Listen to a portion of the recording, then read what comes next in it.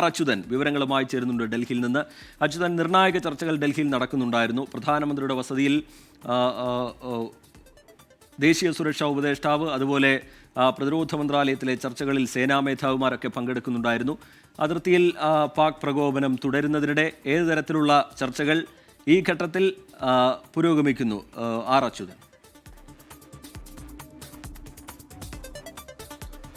റിജിത്ത്, കഴിഞ്ഞ 3 ദിവസമായി തന്നെ പ്രധാനമന്ത്രി നരേന്ദ്രമോദി ഈ നിലവിലെ രാജ്യത്ത് നടക്കുന്ന സാഹചര്യങ്ങൾ അത് കൃത്യമായി നിരീക്ഷിച്ച് വരികയാണ്. കാരണം കഴിഞ്ഞ 3 ദിവസവും പ്രധാനമന്ത്രിയുടെ വസതിയിൽ നിർണായകമായിട്ടുള്ള കൂടിക്കാഴ്ച നടന്നിരുന്നു. അതേ കൂടിക്കാഴ്ച തന്നെയാണ് ഇന്നും പ്രധാനമന്ത്രിയുടെ വസതിയിൽ നടക്കുന്നത്. അതിൽ പങ്കെടുക്കുന്നവർ 3 സേനാ മേധാവിമാരും ഒപ്പം സംയുക്ത സൈനിക മേധാവിയും പ്രതിരോധ മന്ത്രി രാജ്നാഥ് സിംഗും ദേശീയ സുരക്ഷാ ഉപദേഷ്ടാവ് അജിത് ഡോവലുമാണ് ആ ഒരു കൂടിക്കാഴ്ചയിൽ, ആ നിർണായക കൂടിക്കാഴ്ചയിൽ പങ്കെടുക്കുന്നത്. കഴിഞ്ഞ ദിവസങ്ങളിൽ പാകിസ്ഥാൻ്റെ തുടർച്ചയായ പ്രകോപനങ്ങൾ, ആ പ്രകോപനവുമായി ബന്ധപ്പെട്ട എന്തൊക്കെയാണ് രാജ്യത്തിനകത്ത് സംഭവിച്ചത്, ഒപ്പം ഏത് രീതിയിലാണ് ഇന്ത്യ അതിന് മറുപടി നൽകിയത് എന്നത് സംബന്ധിച്ചുള്ള കാര്യങ്ങൾ സേനാ മേധാവിമാർ പ്രധാനമന്ത്രിയോട് വിശദീകരിക്കുകയുണ്ടായി.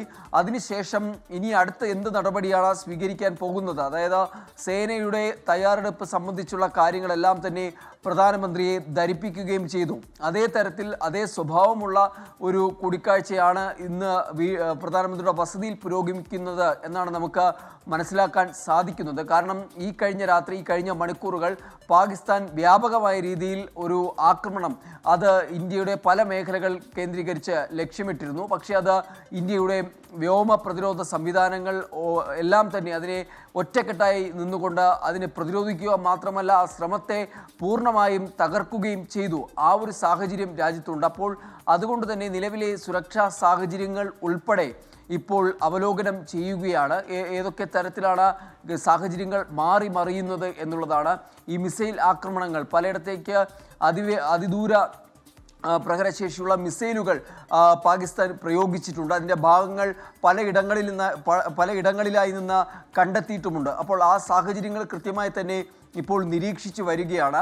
ഒപ്പം അതിർത്തികളിൽ പാക് സൈന്യത്തിൻ്റെ ഒരു വിന്യാസം ആ മേഖലകളിൽ വർദ്ധിപ്പിക്കുന്നുണ്ട് എന്നത് സേന നിരീക്ഷിച്ചിട്ടുണ്ട്. അത് കേണൽ സോഫിയ ഖുറേഷി വാർത്താ സമ്മേളനത്തിൽ അക്കാര്യം വ്യക്തമാക്കി.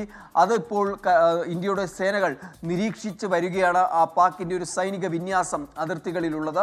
ഒപ്പം ഈ അന്താരാഷ്ട്ര അതിർത്തികളിലും നിയന്ത്രണ രേഖയിലുമൊക്കെ പാകിസ്ഥാൻ ഇപ്പോഴും തുടരുന്ന ആക്രമണങ്ങൾ, വെടിവയ്പ്പുകൾ, ഷെല്ലാക്രമണം, അങ്ങനെയുള്ള അത്തരം പ്രകോപന രീതികൾ, അതിനെല്ലാം ഇനി എങ്ങനെയാണ് രാജ്യം നേരിടാൻ ഒരുങ്ങുന്നത് എന്ന സംബന്ധിച്ചുള്ള പൂർണ്ണമായ വിശദമായ കാര്യങ്ങളായിരിക്കും പ്രധാനമന്ത്രി നരേന്ദ്രമോദി അതിർത്തിയിലെ സാഹചര്യവും തുടർന്ന് സ്വീകരിക്കേണ്ട നടപടികളും പ്രധാനമന്ത്രിയുടെ നേതൃത്വത്തിൽ വിലയിരുത്തുകയായിരുന്നു. അതിൽ തന്നെ ചീഫ് ഓഫ് ഡിഫൻസ് സ്റ്റാഫ്, അതുപോലെ 3 സേനാ മേധാവികൾ, ദേശീയ സുരക്ഷാ ഉപദേഷ്ടാവ്, പ്രതിരോധ മന്ത്രിയൊക്കെ ആ ചർച്ചകളുടെ ഭാഗമാകുന്നുണ്ടായിരുന്നു. പ്രധാനപ്പെട്ട ഒരു നീക്കം കൂടി പാകിസ്ഥാന്റെ ഭാഗത്തു നിന്നുണ്ടാവുന്നത്, പാക് റേഞ്ചേഴ്സിനെ പിൻവലിച്ചുകൊണ്ട് കരയിലേക്ക് അതിൻ്റെ സൈന്യത്തെ അവിടെ ചുമതലപ്പെടുത്തിയിരിക്കുന്നു. വലിയ പ്രത്യാഘാതങ്ങൾ ഉണ്ടാക്കുന്ന ഒരു തീരുമാനമാണ്. ഇതിനോടകം തന്നെ ഇന്ത്യ മുന്നറിയിപ്പ് നൽകി കഴിഞ്ഞിട്ടുണ്ട്.